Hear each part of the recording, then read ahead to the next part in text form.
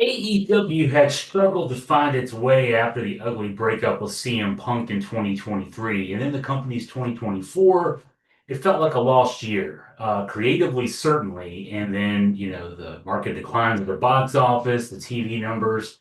If ever a pro wrestling company needed a pay-per-view to be a home run, it was AEW and the All In Texas show from this past weekend.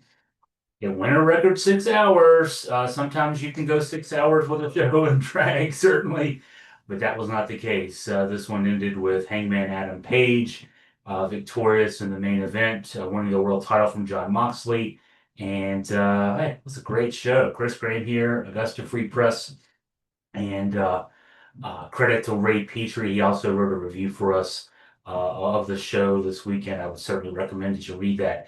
But here are some of my thoughts. I mean, All In was just a quick recap. All In featured the first match in 7 years between future Hall of Famers Kenny Omega and Kazuchika Okada. There was a banger of a women's title match between Toni Storm and Mercedes Moné, who was 27-0 in AEW in singles matches going in. There was a surprise returns of Adam Copeland and Bryan Danielson. Dustin Rhodes at age 56 is a singles champ with an upset win in a four-way match for the TNT title. Athena, after a convincing win on the Ring of Honor pay-per-view on Friday night down in Dallas, part of this whole weekend for AEW down in the Dallas area. She beat Thunder Rosa at the Super Card of Honor. She's now the new number one contender for the AEW Women's title with her win in a gauntlet match. There's so much to unpack. Let's start trying to get into it here. I'll start with the men's world title picture, and it starts with the Cowboy. They tried to sell us a couple of months back after Double or Nothing that Tony Khan had been undecided going into the match, the final of the Owen Hart Foundation tournament between Hangman Adam Page and Will Ospreay as to who he would make the winner, because the winner was going to get the number one contender spot in the match at All In Texas with Jon Moxley. There's no way that could have been true. I mean, just looking back at this, there's no way that he was undecided and then flipped a coin or whatever he might have done. Page had to be the guy to take down Moxley. And it's just kind of like the recent history of AEW. And I say recent, going back 3 years. Got to remember that Adam Page was a world champion in this company for, I think it was a 9 month period, 2021 into 2022. He lost the belt to CM Punk at the Double or Nothing pay-per-view in 2022. But in the walk up to that, it was his shoot, trash talking of Punk, that played a factor in the brawl out at All Out later in 2022, the CM Punk backstage brawl after the All Out show. That itself was then a precursor a year later, the All Out brawl in London between Punk and Jack Perry moments before the main show of that one starting up that led to Punk's dismissal a week later. Uh, Khan, as the head booker, had been patiently building up storylines around Adam Page. There were backstage encounters with guys, a few with MJF, who is now the new number one contender. He won the men's gauntlet match at All In Texas. Um, there are the lingering storyline issues between Adam Page and Swerve Strickland, which seem to be resolved for now, but that's just going to be a temporary thing. There's Will Ospreay hanging out there in the title picture. All these guys played a role in the Bloodline Rules style match at the main event on Saturday night. Darby Allin played a role, and I got to give credit here. I know that there was a little bit of it felt like a botch in a way. He came on the big screen. Darby Allin did during the match Saturday night uh, with a promo that he had cut on top of Mount Everest. I mean, presence of mind just to think to do that. You're climbing Mount Everest. It's a difficult thing, obviously. Oh, by the way, yeah, we'll get a camera out real quick and film these cutting a promo on Jon Moxley that we'll use months later. Uh, the botch such as it was, that video played, and then there were some issues getting him down. He repelled from the ceiling of Globe Life Field, and Bryan Danielson's run-in got ahead of that. Um, that doesn't bother me. It was all fine. You know that Darby Allin and Jon Moxley are going to be set for a sidebar feud here for the next few months. I mean, you don't cut a promo on a guy from Mount Everest and then forget about him, right? So, MJF has some unfinished business with Mark Briscoe. Um, from the gauntlet match, from before the gauntlet match. You know, those two guys will be engaged in a program for a little bit for a while. So I don't know who the first contender challenger will be for Page now that he's the world champion. You know, maybe they'll set that up this week. You know, tomorrow night, Dynamite. I'm recording this on Tuesday. Later the week, a Collision, maybe next week. You know, maybe this week with Page, it is letting celebrate and bask in his victory, and then you move forward. But you know, it's got to be somebody kind of outside that main group because the main group clearly going forward is Page at the top, MJF, Will Ospreay, Swerve Strickland, Darby Allin, and you know, and so maybe somebody from outside that group will you know kind of jump the line a bit just so that you know you don't give away your good stories too quickly. But man, this title picture looks pretty good. The women's title picture, you know, it's got a short term heat seeker kind of thing, but I'm not too sure about the long term. I love the match, Tony Storm, Mercedes Moné. I was swerved. You know, maybe I shouldn't have been, but you know, Tony Storm emerged victorious. Mercedes Moné again, that lengthy winning streak. She's still got a bunch of belts, including the TBS title in AEW. But yeah, I kind of expected that she might win, but you know, looking back on it during the show, Athena won that gauntlet match. And you know, I mean, I can see it now. She's closing in on 1,000 days as the ROH World Champion, and you know, the forever champ as she's been billing herself there. Giving her the number one contender spot for the AEW title sets up. I mean, you got your four-time champion Tony Storm. You got Athena, who hadn't lost in 3 years. You know, that's a big money match. I would love if they take it slow. You know, don't give this one away right away at the next pay-per-view, for example. Maybe play this out a little bit because after this, I don't know who you go to for either. And I would assume that Tony Storm probably emerges victorious there eventually, but unless Britt Baker comes back, which let's please let that happen. With the tag teams, we're clearly moving forward towards FTR versus, let's just say, Edge and Christian. Adam Copeland and Christian Cage. Um, and I like the booking. You know, the Hurt Syndicate are still the world champs, the world tag champs. It's pretty obvious at this point that they can't stay in that position for too much longer because the individual guys, Bobby Lashley and Shelton Benjamin, are indomitable. I mean, you know, physically, logically, there's no way that you would look at those two guys and say, yeah, a team will beat them. That's why there had to be a triple threat match at the pay-per-view on Saturday, just to have some sort of inkling of, well, maybe this isn't a squash. And the triple threat was used to finally split up the patriarchy, the Christian Cage group, which we've been seeing the inklings of that for several weeks at least, if not the last few months. Uh, and it plays into FTR turning heel, attacking Adam Copeland a few months ago, putting him on the shelf, and it pushes Adam Copeland, Edge, and Christian Cage Christian closer to a reconciliation that will lead them to being a tag team again.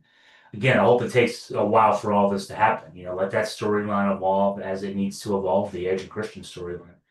Uh, you know, Nick Wayne and Christian Cage. I mean, there needs to be some stuff there, perhaps first, that maybe FTR sticks its nose into. FTR needs to win the belts. I think that we know we're heading towards FTR versus Edge and Christian.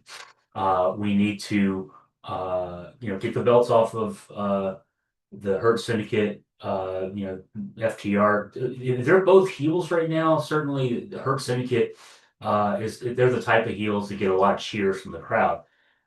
So you can easily beat them, turn them face, you know, let those guys go out and do some singles damage. Bobby Lashley in the world title picture, perhaps. I mean, you know, or something of that nature. Um, and then, you know, let this play out. I mean, I laid out a scenario where you could have FTR, Edge, and Christian take a year to play out, kind of like the FTR Briscoe's feud from a few years ago. Unfortunately, we'll never get any more of those matches ever again because of the unfortunate, tragic death of Jay Briscoe in early 2023. But remember this: there was an April pay-per-view match. There was one in midsummer, and there was one in December between those two groups. And a best of three almost, as it turned out. You could do the same thing here. Have FTR maybe win with some screw job kind of effects, heel kind of things in the first match, which would be a conventional tag. Don't go to some gimmick match. Maybe have a no DQ match in the second match, with Edge and Christian getting some revenge and getting the win and getting the titles back. And then you go into the third one, and obviously you do a TLC match with Edge and Christian, big blow off match. And rent the Rogers Center in Toronto, have All In Toronto next summer, and you'll put 60,000 butts in seats and have the tag match be the main event. That's the way you do that next year. If you're smart. Um, Quick hits coming out of the weekend and looking forward to the future. I love the booking that had MJF winning the gauntlet match. After Mark Briscoe used the J Driller on Roderick Strong. And then MJF pushed Mark out of the way and got the pinfall. So I mean, MJF is the number one contender because of the J Driller. That's great. And I like what I've seen the last like week or so. So it's a short term thing, but Mark Briscoe dropping comedy bits and coming across more as just a serious badass. That's what we need out of him. He's fun. He can be very fun. But I want to see that more serious Mark Briscoe. Again, Mark Briscoe and Jay Briscoe of the 2022 feud with FTR, where they weren't even on TV at the time. They did some really good promos that just made it on social media. I bought all three pay-per-views. I mean, for those matches, Mark Briscoe and Jay Briscoe could put people, they could put butts in seats. They could get people to click buy with stuff on Facebook and Twitter.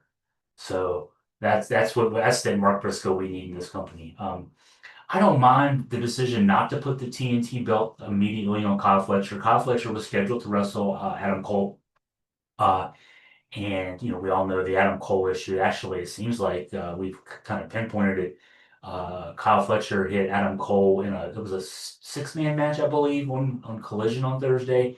Hit him with a clothesline, but the clothesline actually got him in the jaw and caused another concussion for Adam Cole. Adam Cole may be on the shelf permanently. He may have to retire, but he's kind of not. He's waiting and seeing on that part of it. But he had to relinquish the TNT belt.